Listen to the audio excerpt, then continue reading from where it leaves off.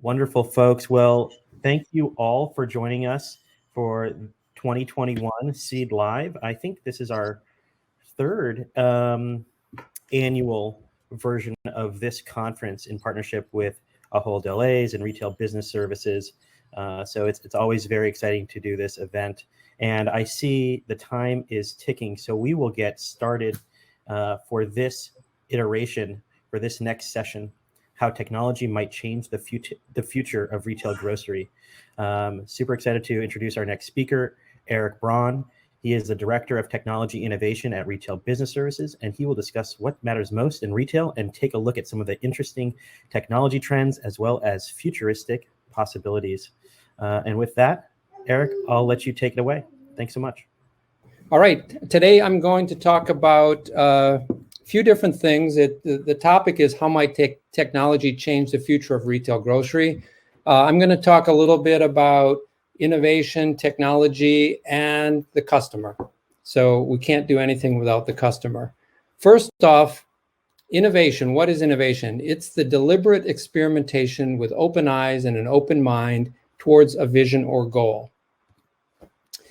And Strategizer looks at it this way. There, you start with an exploration phase, and it's pretty messy. It converges on an exploitation phase. We talk about this continuum as having different horizons. The third horizon, which is disruptive innovation, and then going down to incremental innovation. So incremental innovation is a short-term goal where the details and value need to be worked out, but the path to realization is relatively clear, as opposed to disruptive innovation, which has a long-term goal. The details and value are yet to be discovered, and the path to realization is very much unclear. So today, as we look at the future, keep three things in mind. What do you like about shopping? What do you dislike about shopping? And how would you like to see it change? It's not about me, it's about you, the customer. So first, let's look at the customer. Let's look at shoppers. What do shoppers want? We know it's really all about eating, staying alive. That's really what food and grocery is all about. But it's much more advanced. Today, some of the most frustrating parts of shopping, as from a recent survey, is out of stocks and slow checkout. So the goal being, what can we do to get full stocks and good checkout? How can we make everybody happy? And it boils down to really three things that we focus on. And this really aligns a lot with what Roger said in the keynote and what some of the panel talked about. Customers want simplicity. They want healthy foods nowadays, and they want ubiquity. They want to be able to find things and order things here, there, everywhere. They want it local, imported. We want it all today. So if we look at healthy food innovation, there are a lot of things that go into that. These are some of the things that we need to look at if we want to be innovative in that space. How can we create more healthy foods, and how can we bring them to the customers? A lot of that relates to supply chain innovation. They also want ubiquitous access to food. They want to be able to purchase everywhere, receive goods everywhere, and have a variety of different formats. So if you look at the future world, and some of this exists today, it's being able to go on your app and order things. It's being able to go into the store physically and order things. And now there's Ray-Ban and Facebook getting together with Ray-Ban Stories, which is the new iteration of something like Google Glass, where you might be able to order from your glasses. Pretty cool. So if we put it all together, they really go hand in hand. Healthy food, ubiquitous ordering and access, and simplicity. So this is the heart of the future of eating and shopping. And let's look at innovation that's moving towards that future. But first, I want to go inside a current store. Here's a cartoonish mock-up of what it looks like in a current store. And as innovators, we like to look at where there are opportunities for the future. So there are a lot of different components of the existing footprint, the existing experience that we look at to try to innovate on. And we're working on a lot of these different areas. We can also look at it in terms of different swim lane experiences. So if we care about simplicity, easier shopping experiences for the customer, what are those things that we can look at, and what are some of the things that that people are working on today? We can also look at the associate experience. How can we improve that in the store? We talked in the panel a little bit about people, maybe there's a shortage of workers. How can we optimize their jobs? Heather had mentioned that we are looking at taking advantage of the power that the associates can bring their intelligence to the table and be smarter workers. Technology can help them be better and perform their jobs better and more effectively. And then savings. We look at how can we save money and pass that on to the customer. This could relate to optimizing the stock on the shelves, helping to ensure that things are on the shelves, and that helps the customer. It also saves money. So we put it all together in one picture. There's a lot going on here, a lot that's interrelated, and it's pretty complex. Most of this innovation, however, is incremental. Not to say that that's bad, but that's just kind of where we understand the problems and we understand a little bit better the solutions. But what does blue sky or disruptive innovation look like? Let's go through that door and see what that might be. If we look at people in the past, a lot of times existing companies really can't see into the future.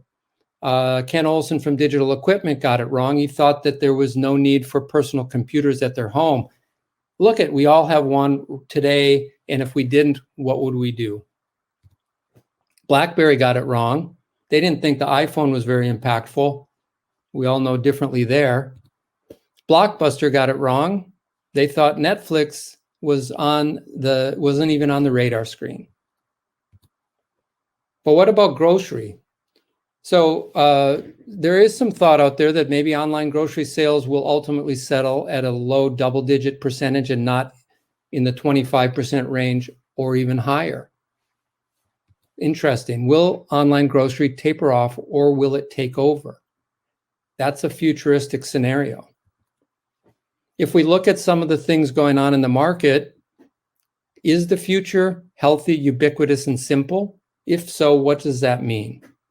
Ahold Delhaize purchased Fresh Direct to compete with Misfits Market, Amazon, etc. So there is a movement right now of saying, how can we get fresh fruit, vegetables, and other products to somebody that might be many, many miles away? How can we get it there fresh, and how can we meet the demand there? Where will that go in the future? It's a very interesting thought. Ahold Delhaize is also launching Ship to Me, which is our endless aisle offering, where if you're in the store shopping and you don't see what you want, but you know that it exists or something like it, or maybe it's just a different brand that's not on the shelf, the ability to go out and order that on the phone, on an app, while you're in the store and have it shipped directly to you. Very interesting combination of the online and the in-store experience.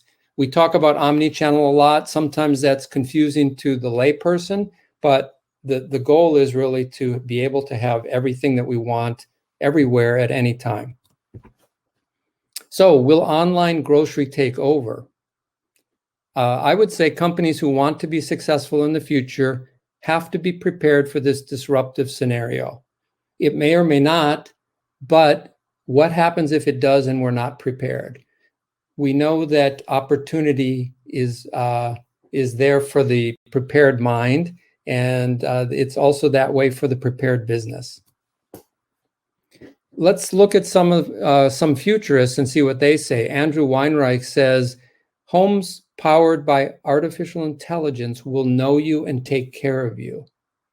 Could that personalization of the home also extend to the grocery shopping experience? Roger talked also about personalization quite a bit this morning. Ray Kurzweil talks about futuristic things all the time. He's definitely a thought leader. He's referring quite often to artificial intelligence and where that will go. I do believe that you can't get to the level of personalization that we all want without artificial intelligence. There's a company called Urbx that has a curbside product. Do they see the future? Is this the future to say, we've got an order, pick and pack, deliver, and within 15 minutes you have it? Pretty interesting. We've talked a lot about this concept as well today.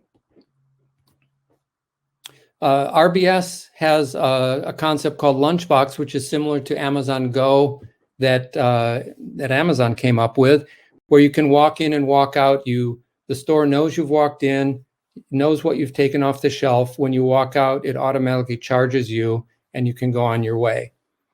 These are not mainstream today, but we're experimenting with that. Is frictionless part of the future. Grocery shopping of the future will be personalized to take care of you. So let's imagine a trip inside now. You walk into the store recognizes you. Or you log into the app, the website, or the Ray-Ban stories, and the store recognizes you. You're auto-logged into the store loyalty system. You have coupons, deals, cash values, everything that it knows about you. Assuming that you've given it access, then it can present that to you. Now, there's certainly this security privacy downside to this aspect, where if you don't want to opt in, the store certainly can't know you as personally. But if you do, then there are so many opportunities here. The younger generation, in conversations I've had, quite often would rather have this type of convenience than worry about some of the privacy concerns that older people do. So is it a generational thing that might transform over time? Once you're logged in and the store knows you, now the store can do all kinds of things. They know your likes, they know your needs, your preferences, your sizes, routines. They might even know what mood you're in and what you like to buy for that mood. Choices, substitutions. If they don't have Angel Soft, maybe they can use a Nature's Promise version of toilet paper. Once you're connected to the store, there might be a smart shopping cart there to help you navigate the store. It presents sales and personalized coupons on the screen, puts the items into the POS checkout queue as you go.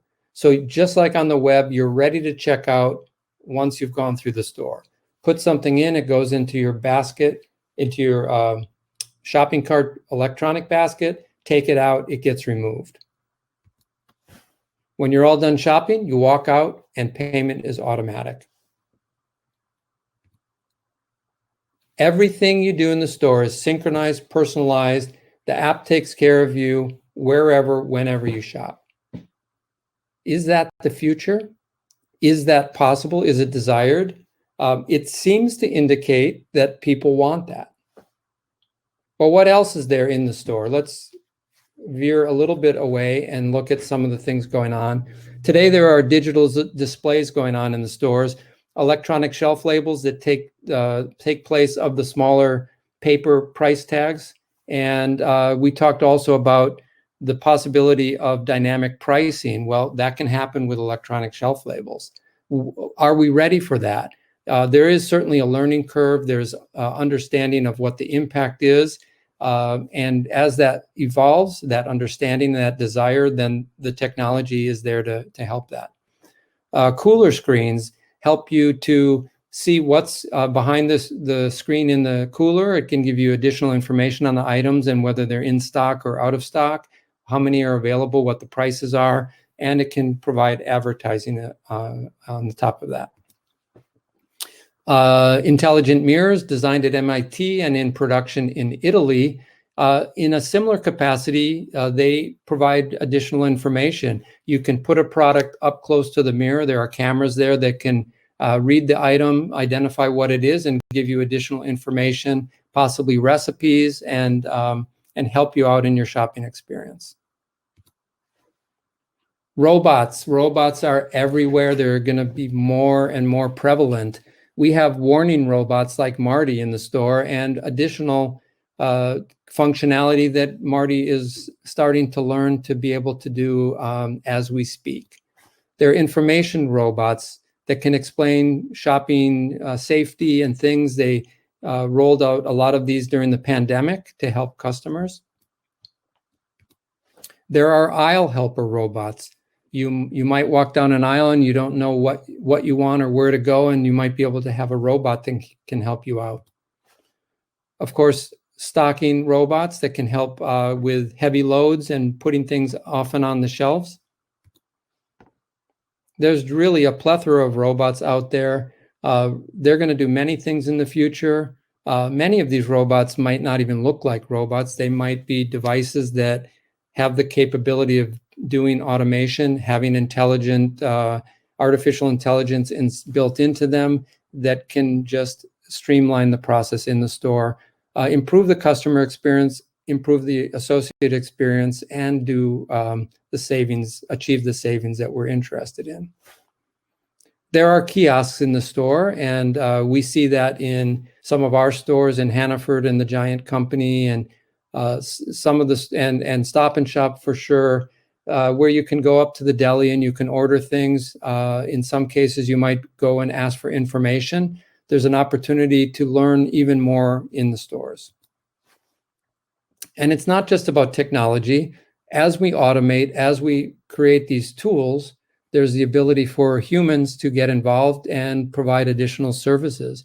So personalization can mean nutritionists in the store, helping you learn about healthy eating and choices that you might want to make. Cooking classes in the stores, which can help target products that the store may want to sell. It can also help you learn how to eat healthy, how to cook healthy, and provide socialization so that you can hang out at the store with your friends.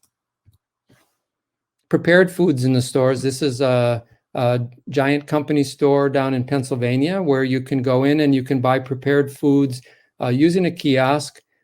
People do this quite a bit nowadays. So there's the merger of restaurant concepts, prepared foods, shopping, all of that coming together. So what is the future of eating and shopping? Well, I think it comes down to the three things we've talked about: simplicity, healthy foods, and ubiquitous opportunities to purchase foods, to access foods wherever you are. And I don't want to forget about sustainability. I had a short conversation with Florian Hammeister this morning, and he was asking about sustainability goals. Sustainability is an important part of our world today. We care about it as a company. All the Ahold Delhaize companies do care about sustainability, and the ability to be able to work on different aspects of that should be part of all of our goals. This is my little journey with you today. Thank you. And I'd love to open it up for any kind of questions that people may have. Eric, were you able to see the Q&A? I can also read to you a couple questions or comments that came in. If that's helpful. I did not see the Q&A, no.